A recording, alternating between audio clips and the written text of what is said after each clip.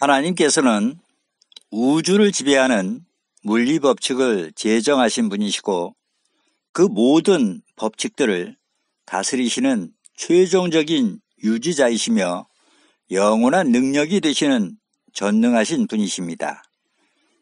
시편 19편 1절에 하늘이 하나님의 영광을 선포하고 궁창이 그의 손으로 하신 일을 나타내는도다라고 기록되어 있습니다.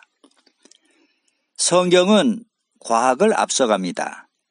그 이유는 성경은 곧 천지 만물을 지으신 창조주 하나님의 말씀이기 때문입니다.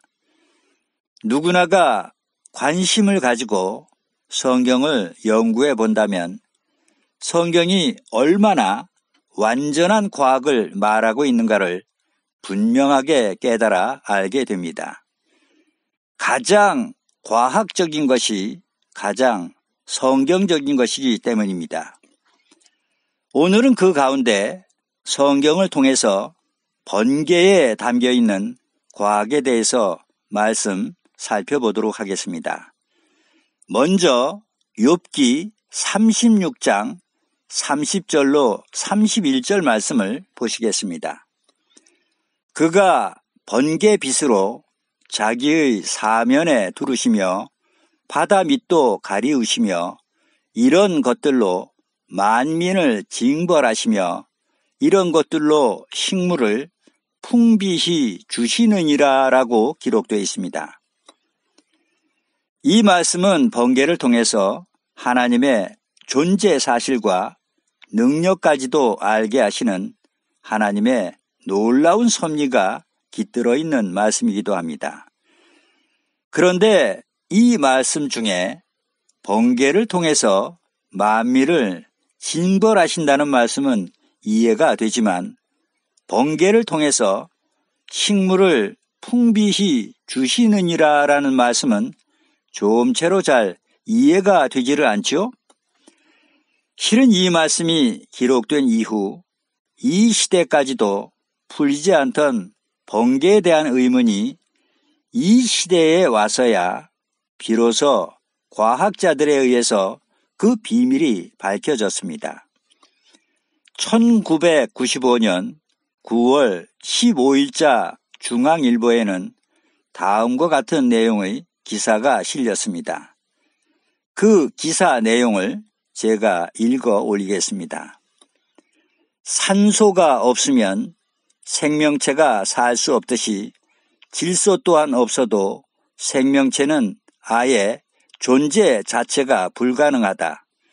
생명체를 유지시켜주는 근육, 세포, 지지, 골격 등의 단백질이 모두가 질소가 없이는 만들어질 수가 없기 때문이다. 과연 모든 생명체들은 이같이 중요한 질소를 어디로부터 얻게 되는 것일까?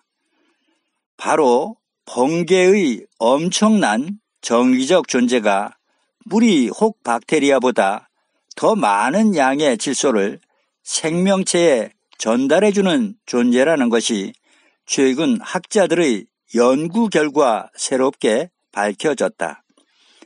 미국의 대기 과학자 푸드 후란츠 블라우는 수년 동안 산 꼭대기에서 번개를 면밀히 관찰하면서 번개가 친 후 변화된 대기를 채취하여 이를 분석한 결과 질소는 번개를 통해서 질산으로 고정화되고 이것이 비를 타고 땅 속으로 스며들어 식물에게 전달된다고 밝혔다라고 전하고 있습니다.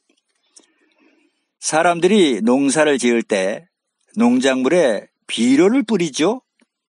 그런데 산이며 들에 있는 식물들은 비료를 주지 않아도 무럭무럭 잘 자라는 것을 볼 수 있습니다. 그것은 바로 하나님께서 번개를 통해서 년간 10억 톤이라는 엄청난 양의 질소 비료를 땅 위에 있는 식물들에게 풍부하게 내려주신 결과입니다. 중요한 점은 성경에 이 말씀이 기록된 것은 지금부터 3,500년 전이고 이 말씀에 대한 비밀은 이 시대에 와서야 가까스로 밝혀졌다는 사실입니다. 이 말씀을 어찌 하나님의 말씀이 아니라고 부인할 수가 있겠습니까? 욥기 38장 25절로 27절까지의 말씀을 제가 봉독해 올리겠습니다. 누가 포구를 위하여 길을 내었으며 우레에 번갯길을 내었으며 사람 없는 땅에 사람 없는 광야에 비를 내리고 황무하고 공허한 토지를 축축하게 하고 연한 풀이 나게 하였느냐라고 기록되어 있습니다. 이 외에도 하나님께서는 번개를 의사 전달의 매체로 말씀해 주고 계십니다. 이 또한 좀채로 이해가 잘 안 되는 말씀이죠. 욥기 38장 35절에 네가 번개를 보내어 가게 하되 그곳으로 네가 우리가 여기 있나이다 하게 하겠느냐라고 기록되어 있습니다. 지금 이 시대는 대부분의 정보 교환이 전파를 매체로 이루어지고 있습니다. 한마디로 우리는 지금 다양한 전파 문화의 홍수 속에 살아가고 있습니다. 그런데 이 전파가 처음 어떻게 발견되었을까요? 인류가 최초의 전파의 존재 사실을 알게 된 것은 바로 번개를 통해서 알게 되었다는 사실입니다. 1752년 벤자민 프랭클린이 연을 이용해서 번개가 일종의 전기적인 현상임을 밝혀내면서부터 점차 과학자들은 번개에 관심을 가지고 유심히 관찰하며 연구하기 시작했습니다. 그러던 중에 1837년 모르스가 빛 에너지를 이용해 언어를 정기적인 부호로 바꾸는 전신기를 발명함으로써 결국 욥기서에 기록된 번개에 대한 의문이 비로소 과학적 실험으로 증명이 된 것입니다. 모르스는 자신이 발명한 전신기를 이용해 워싱턴에서 발티모어에 있는 그의 수제자 벨에게 인류 최초로 전파 통신을 실험했습니다. 그 타전 내용이 하나님이 세상을 이처럼 사랑하사 독생자를 주셨으니 이는 저를 믿는 자마다 멸망치 않고 영생을 얻게 하려 하심이라 라는 요한복음 3장 16절의 말씀이었습니다. 특히 1969년 7월 16일에는 미국의 아폴로 11호가 세계인들의 주목 속에 인류 최초의 꿈에 그리던 달에 착륙하였습니다.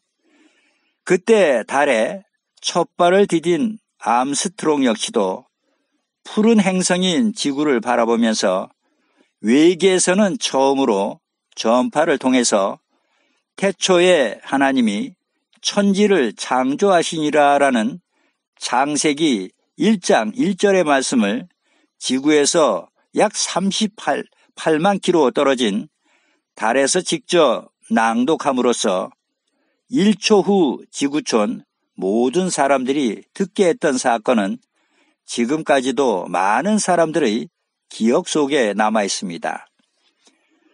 이렇듯이 하나님께서는 천지 만물을 창조하신 후 인간의 지혜와 능력으로는 도저히 알 수 없는 눈에 보이는 것과 보이지 않는 모든 것들을 이미 수천 년 전에 성경을 통해서 자세히 설명해 주시며 당신의 존재 사실을 분명하게 드러내 보여주셨습니다.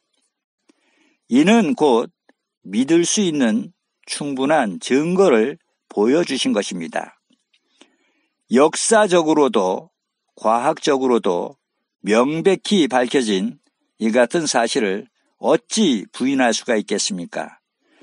그래서 로마서 1장 20절에 그러므로 저희가 핑계치 못할지니라 라고 기록되어 있는 것입니다. 끝으로 욥기 11장 7절로 9절 말씀을 보시겠습니다.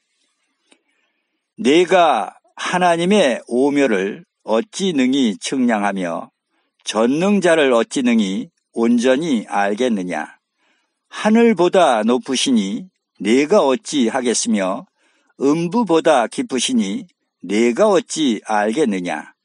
그 도량은 땅보다 크고 바다보다 넓으니라 라고 기록되어 있습니다. 아멘.